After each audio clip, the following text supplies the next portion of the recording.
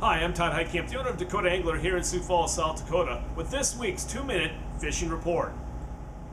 Well, folks, the weather continues to raise havoc with all of our reports and all the fishing that's going on out there, but honestly, what's new?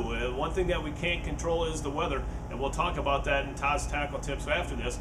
But as far as the fishing report is concerned, some guys are having some luck out there, but honestly, it depends on the day. Some days have been really good, the next day it's been a dead sea. But some of the lakes that have been producing some walleyes up in the northeast include the usual suspects: Bitter, Waubay, Indian Springs, Reese, Swan, Dry Lake by Clark.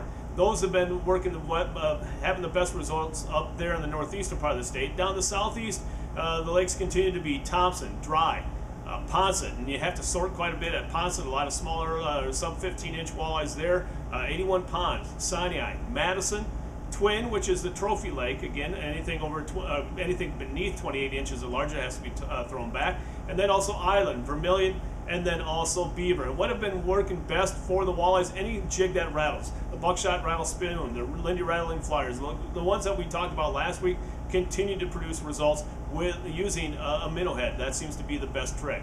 And then as far as the perch bite is concerned, Big Stone, Bitter, Ponset, Dry Lake by Willow Lake, also Thompson, 81 Ponds, and then Island and also Beaver.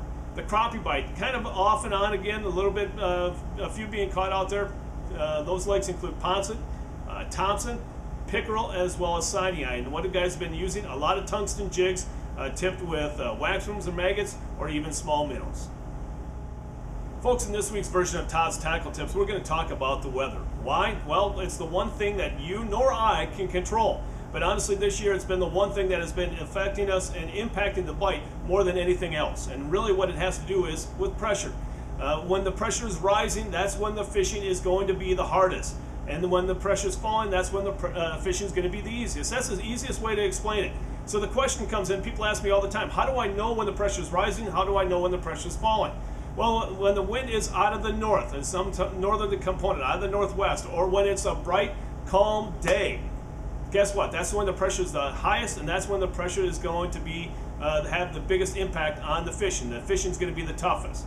When the wind is out of the south, some southerly component, and it's a little bit breezy out there, that's going to be when the pressure is the lowest, and that's when the fishing is going to be the best. And really, again, it has to do with the effect of that pressure on that body of water, on those fish itself.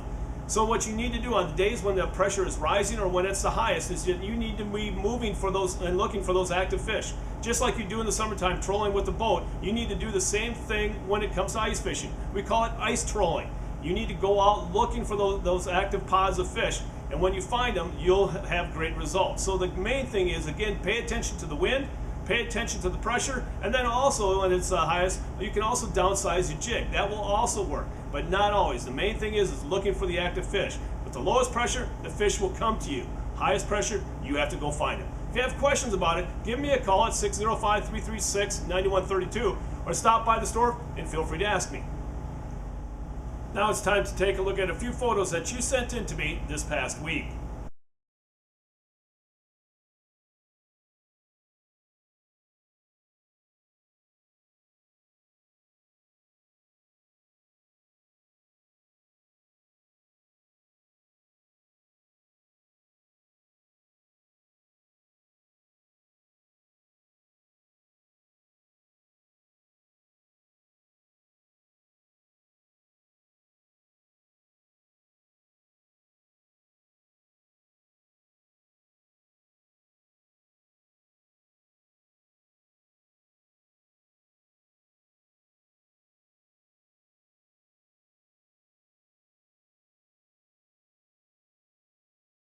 And remember, folks, if you'd like your photo included in next week's version of the 2-minute fishing report, please send it to me. Send it to todd@dakotaangler.com or post it to our Facebook wall, and if I use your photo, your name will be entered into the monthly drawing for a $25 gift certificate.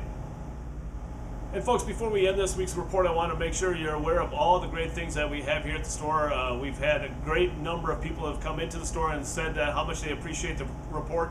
And honestly, I appreciate hearing that as well, and I appreciate all of your business. So as we end 2016 and we started a new year, 2017, I look forward to a great year to come, and I hope all of you do as well.